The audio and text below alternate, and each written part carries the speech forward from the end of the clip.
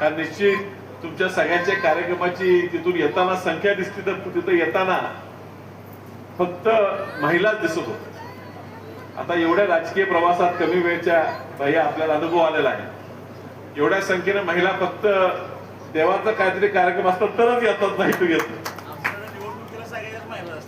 पण ह्या तालुक्यात आल्याला बघितलं की आज हा गावच्या नामकरणाचा कार्यक्रम, आणि ह्या गावच्या नामकरणाच्या कार्यक्रमात पुरुषांपेक्षा महिलांचा सहभाग जास्त दिसतो. त्यामुळे महिलांना जास्त आनंद ह्या नवीन नावाचा झालेला आहे.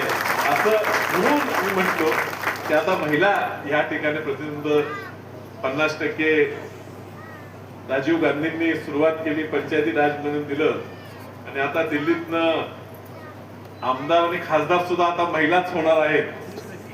33%, 1/3. त्यामुळे पुढच्या निवडणुकीत भैया आणि आम्ही असो का नाही याची काय खात्री नाही. पण हा मतदारसंघ एवढा मोठा आहे आमचा जिल्ह्याचा, लोकसभेचा 750-800 गावं. त्यामुळे या प्रत्येक गावात जायचं म्हटलं तर कधी कधी शक्य होत नाही 5 वर्ष, कारण 6 महिन्याचा काळ आमचा पूर्ण दिल्लीत जातो. आता तुम्ही पाहता दिल्लीत भाषण रोज एक कधी ते 2-3 दिवसांनी एक करावं लागते, त्याचा अभ्यास करावा लागतो, त्याचं ते पूर्ण ते कायदा काहीतरी घेऊन येतात, तो पूर्ण वाचून काढायचा, त्यातनं काहीतरी वेगळा मुद्दा घ्यायचा, त्यातनं आपल्या मतदारसंघातला एखादा मध्येच घालायचा, जिल्ह्याचा एखादा प्रश्न मांडायचा, राज्याचा मांडायचा.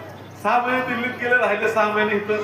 त्या 6 महिन्यात हे कर ते कर, अगदी 6 महिने इथं राहून रोज एक गाव जरी केलं तरी 5 वर्षात 750 गावं जमत नाहीत. आणि त्यात तुमच्यासारख्या गावात मी प्रचाराला सुद्धा 2दा आलेलो. आधीच तुमचं गाव सगळं दुकानदारीला बाहेर असल्यामुळे गावात आल्यावर 10 लोक भेटली म्हणजे नाही भेटली समजा. आणि त्यामुळे मी दिल्लीत होतो, माझं काल संध्याकाळी उशिरा भाषण होतं. आज सकाळी लवकर जर विमान पकडून मुंबईला पोहोचलो. नशिबाने सुहास भाईने काल विश्वित खन्नांना विनंती केल्यामुळे त्यांच्या हेलिकॉप्टरमध्ये मला जागा मिळाली आणि मला इथे येता आलं. 12 वाजता कडेगावला जाऊन लगेच या कार्यक्रमातून चुकवायला नको, कारण एवढी सगळी तुम्ही लोक परत मला एकत्रित कधी सापडणार. त्या निमित्त पुढच्या निवडणुकीचा माझा ह्यातच प्रचार होऊन जाईल.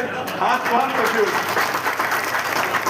स्वार्थ घेऊन एवढं पळत आलो. आता 3:30 वाजता परत मुंबईला जाऊन तिथून परत दिल्लीला पोहोचाय, कारण उद्याही अधिवेशन आहे. मोठे प्रश्न तिथेही भांडायचे आहेत. भैया गॅसची परिस्थिती आणि पेट्रोल पंपाची परिस्थिती, येताना वाटेत 4 पेट्रोल पंप लागले.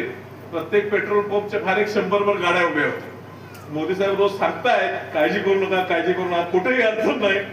पण लोक मिळते रांग लावून मिळते, तुम्ही मिळते का अडचण नाही. मी कालच प्रश्न विचारला, 45 दिवस भरल्याशिवाय दुसरा गॅस सिलेंडर मिळणार नाही, आता कायदा केला बदला.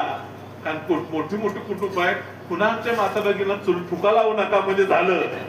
आता हा प्रश्न मांडण्यासाठी परत आम्हाला दिल्लीला जावं लागणार आहे, कुणाचा तरी अंकुश. आणि तुम्ही सगळ्यांनी मागच्या निवडणुकीत, माझी ओळख नाही, माझा संपर्क नाही, खरं म्हणजे पूर्वी आमचा मतदारसंघही नव्हता. पूर्वी हा पंढरपूर जिल्हा लोकसभेला मतदारसंघ असायचा आणि संपर्क नाही.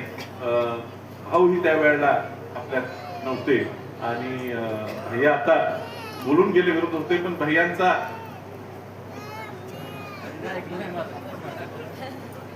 तो आमचा गुपित प्रेम असतो. जिल्हा परिषद आणि आमदार केला जो का आमचा ऐकत नाही त्या पद्धतीने. पण एक ह्या मतदारसंघात जास्तीत जास्त नवीन मतदारसंघ असल्यामुळे यायचा प्रयत्न माझा असतो.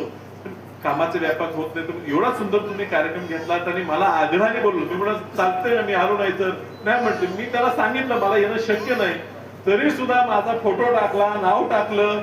1-2 कार्यकर्ते म्हटलं मोठे होल्डिंग लावलेले आहेत. आता एवढा कार्यक्रम प्रेमाने गावाने बोलवलंय, चुकलं तर चुकीचं व्हायला नको, नाही तर परत त्याच जागेवर नवीन होल्डिंग लावायचं, खासदार दाखवाने 1000 रुपये मिळवा, अशी माझी अवस्था व्हायला नको. पण धावत पळत आलो.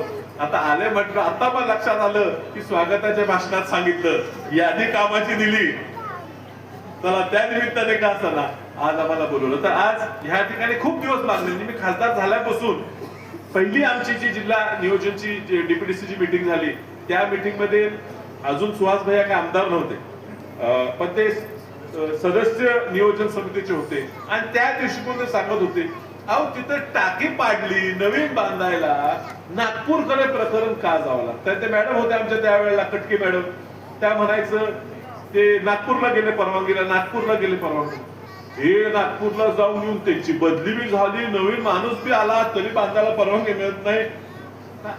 हे आमदार झाले त्यामुळे आता वर्ण वजन वापरून ताकद वापरून हे तुम्हाला सांगायचं काय मग दिल्ली जरा बदलून घ्या सगळ्या गोष्टी. दिल्लीत बदलून घे. दिल्लीचे कायदे आमचे कायदे नाही. नाही फॉरेस्टचे कायदे दिल्लीतनं स्थापन झालेले आहेत आणि त्याचे जे मंत्री आहेत भूपेंद्र यादव ते जरा स्वतः सुप्रीम कोर्टाचे वकील असल्यामुळे जरा खूपच स्ट्रिक्ट आहेत आणि त्यामुळे एवढा वेळ लागला या एका लहान कामाचा. एक परवाच आटपाडी तालुक्यात सुद्धा एक नवीन सबस्टेशन स्थापन करताना त्यावेळेस सुद्धा ते फॉरेस्ट मधनं परवानगी घ्यायला सुद्धा म्हणजे खूप त्रास झाला. आता ते पूर्ण झालं, ते तिथं सबस्टेशन चालू झालं. आता चालू होताना आमदारांनी खासदाराला त्या ठिकाणी कार्यक्रमाला बोलवलं नाही हे आता मला माहित नाही काय वाटेत झालं.